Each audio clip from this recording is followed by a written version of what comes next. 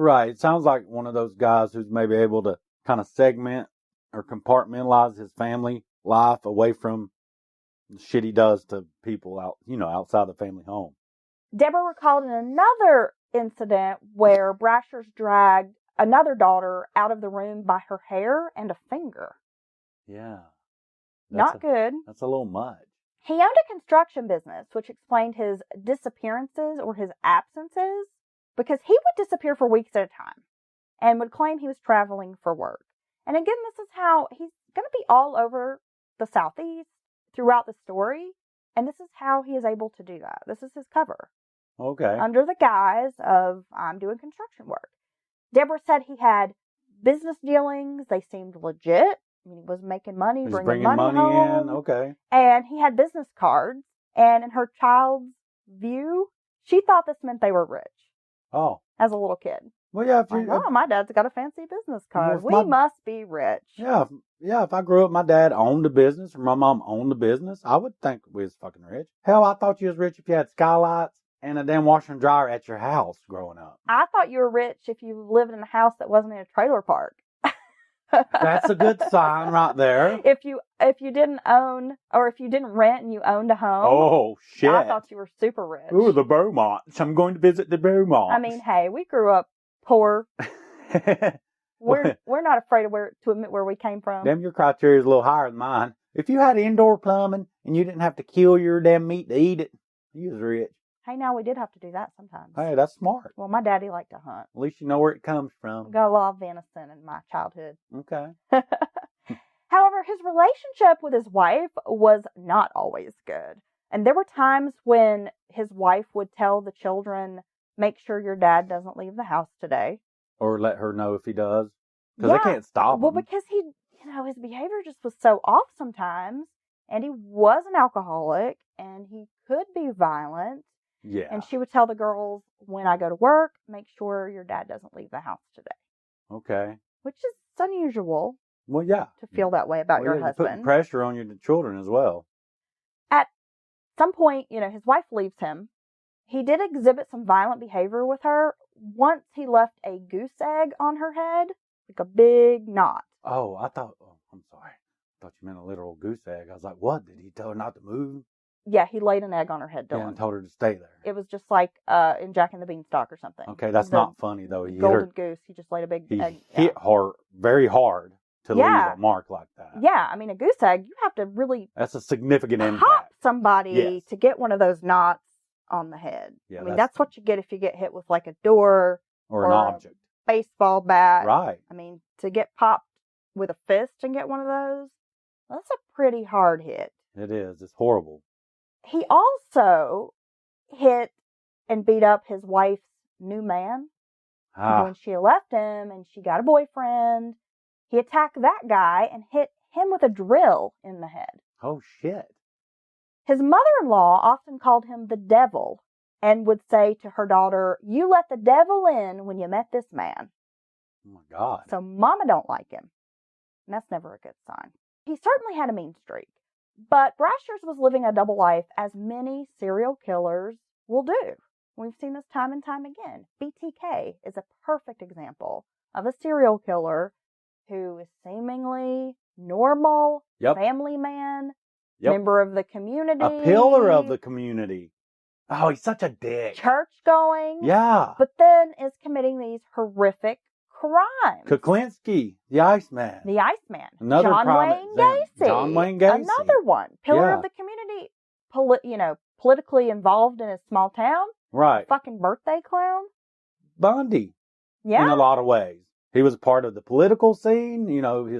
Some of his early girlfriends, loved him to death. He's cute and charming in his weird caterpillar eyebrow way. But we see this time and time again. Serial killers hiding in plain sight, posing as normal members of the community, family man, but then they're also leading this criminal life. It's like they can release that rage on one of their victims and kind of purge themselves for a while, and then they go back to their fake. I mean, it's all fake in their minds, the emotion and being normal, but they're just acting in that part. And then until it builds up again. And then boom, they go release that rage on a victim again. When Deborah Brashers Clouch was 7 years old, she was in a motel room with her father and other family members. The family had been staying at this motel when police noticed a stolen tag on a vehicle in the parking lot. A 4-hour standoff ensues, with Robert Brasher finally negotiating the release of his family, and this is in Kennett, Missouri. Upon releasing his family to law enforcement, Brashers took his own life, dying several days later in the hospital. Oh, shit. Shot himself. He had active warrants for his arrest stemming from a 1998 incident. We'll get into that here in a minute. Kills himself, has served the one stint in prison, but has been leading this double life. Family has no idea what he's really been up to. And I'm about to tell y'all. Oh my God, I'm kind of surprised that he's already dead in the story. Okay. Genevieve Jenny Zetricki, she was known as Jenny, was a 28-year-old divorcee living in Greenville, South Carolina. She moved to South Carolina from Ohio 3 years earlier, and this story takes place in the early 90s. I believe this was in 91. She was a program analyst with Michelin. You mean Michelin Tire? They have a big plant down in South Carolina. That's always been big in that area. Zetricki was described as a very active young woman. She was called the life of the party. She was a really pretty brunette. Her hobbies included fishing, and she was a huge Cleveland Browns fan. Oh, sounds like a really good girl. She lived alone at Hidden Lake Apartments. On her last night alive, she spent the evening doing something she enjoyed. Now, this story actually takes place in 1990. I stand corrected. I said 91. She was having drinks with friends. She was going to be in a wedding the following Saturday, but some friends had gathered on this particular Tuesday evening to kind of pre-game a bit, like ahead of this wedding celebration. Yeah. Kind of last hurrah. Not quite like a bachelorette party. No, just like all the friends getting together. Everybody getting together, drinking, socializing. We've got this wedding this weekend we're looking forward to. Before she retired to bed at her place, she talked on the phone with a girlfriend for maybe about 30 minutes. And that's the last person to have spoken to her. Okay. When Zetricki was sleeping, Brasher somehow gained entry through a sliding glass patio door and attacked her in what the FBI would later call a blitz attack. Okay. She was found on April 6, 1990. She died of a blunt force trauma and strangulation. Her body was left floating in the bathtub. A pair of pantyhose were tied around her neck, and her body was placed in this bathtub so that water from the spout was running between her legs. Okay, that's fucking weird. It's a really strange positioning. Yeah. Now I'm like, is this some kind of weird sexual thing or humiliation? Like a lot of times serial killers will leave their female victims posed in some way degrading, that's very humiliating. Right. Spread eagle Nude. or some kind of thing like that. Yeah. Or was he doing this with the water so that maybe there wouldn't be evidence left behind? I didn't think of that. I don't know. Yeah, that's pretty weird any way you look at it. Because she had also been sexually assaulted. To take that time to do, you know what I mean? Take that time and do that. Shows some confidence on his part as to what he's doing. An autopsy revealed she'd been dead for 2 days. Co-workers had called the maintenance person at her apartment to check on her because she didn't show up for work. This was very unlike her. They couldn't reach her by phone. Naturally, they're concerned and they think, okay, well, we'll call the apartment building and we'll have someone go check on her. This maintenance worker, got the key, goes to the apartment and finds her dead. That's a gruesome scene, I bet. No one had seen her since April 4th. That was the Tuesday night that she had been hanging out with friends, drinking, chilling, just kicking it. Medical examiners concluded she had died early April 5th. Sometime, probably in the early morning hours of April 5th, Brashers broke into her place. Her case remained unsolved for years. Wow. This was a huge cold case in Greenville for years and years and years. Well, people are going to remember a woman being brutally murdered and left like that. That's kind of be seared in your mind, and never solved. Right. Yeah. So over 150 people were fingerprinted. Her family even offered a reward with no success. For years, this family has no answers. Police exhausted every lead. fingerprints. They were really trying to crack this case. Shortly after, so we've got, maybe 2 years past? Yeah. That's a short period. February 1992. Brashers was arrested in Cobb County, Georgia for possession of a stolen pistol and a stolen vehicle. He also had in his possession a police scanner, a police jacket, burglary tools, and a fake Tennessee driver's license. Oh, my God. He was sentenced on those charges, was given a 5-year sentence, and served that in a Georgia prison. He was released in February of 1997. As you can see, he's going to prison, gets out, goes back to doing the same shit, gets caught again in Georgia after he's murdered this woman. Burglary tools, a police jacket. Oh, yeah, that's not good. No. No, yeah, those are items to get control of someone, break into their house, sneak into their house. Yeah, that's that's not good at all. And I'm sure investigators were like, what the hell, when they found that on him. On March 11th, so just a few weeks after his release from prison, gets out February of 97, March 11th, 1997. The guy's only seen the light of day for just a couple of weeks. Well, this has been built up in him. He's been dying to do it. He enters a house in Memphis, Tennessee.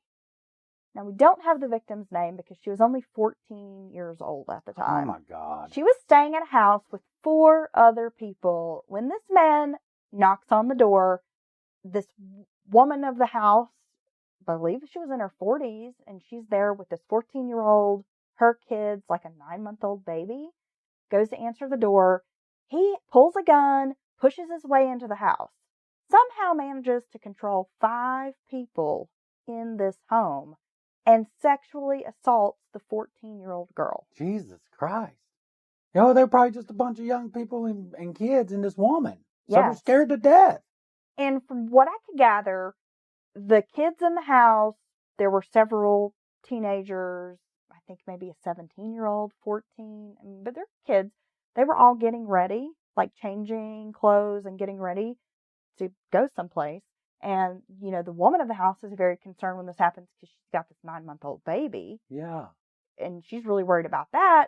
But he manages to come in, somehow get control of all of these people, and rapes this 14-year-old girl. Oh, shit, I'd have to make a move. I know, right? Even as a 14, 15-year-old boy. Well, we all say that. Yeah, I it's know. easy to say what we would do. It is. But till you're in it, when you're in these situations, you don't know what to do. No, and especially if you're a woman in the home, you don't have a weapon, you've got kids in the house. You're right. A baby. Yeah. It's like you said, it's easy to, oh my God, I would have done this and that. And until you're in that situation, because he could easily, if you just have all you guys in the corner of a room, have her over here, have the gun handy. That's hard to damn make him, it's hard to get anything going out of that. Right. Because, he could easily just grab the gun and shoot her and shoot. Yeah. So that's terrifying. Very scary. Oh my God. Another heinous crime came March 28, 1998, when Brashers broke into the home of Sherry Shearer. Shearer was a 38-year-old wife and mother. Her husband Tony and their son Stephen were out working in the fields. They're a farm family. They live on a farm. They own a lot of farmland. And they're in Portageville, Missouri. They're out working in the field. They come home from a long day of work. It's a Saturday evening. They find Sherry and 12-year-old Megan shot to death. Oh my God. Megan had also been sexually assaulted. Police found no forced entry into the house. The community was stunned. This is a very small farming community. Everybody knows everybody. Well, I guarantee it. This is just not the kind of thing that happened. And these people were just blown away. It was like heartbreaking. Megan was a really talented basketball player. She was a great student, straight A student, and a gifted speaker. She had won an oratory contest the day before she was murdered. Wow, there's no telling what that little girl would have grown up to be. People describe Megan as this sweet kid who never had a harsh word for anybody. Wow. Everybody just loved her. And Sherry's life was dedicated to her family. She was a wonderful wife and mother. This is just a picture of this wholesome, all-American heartland family. Right. Just good people. The kind of people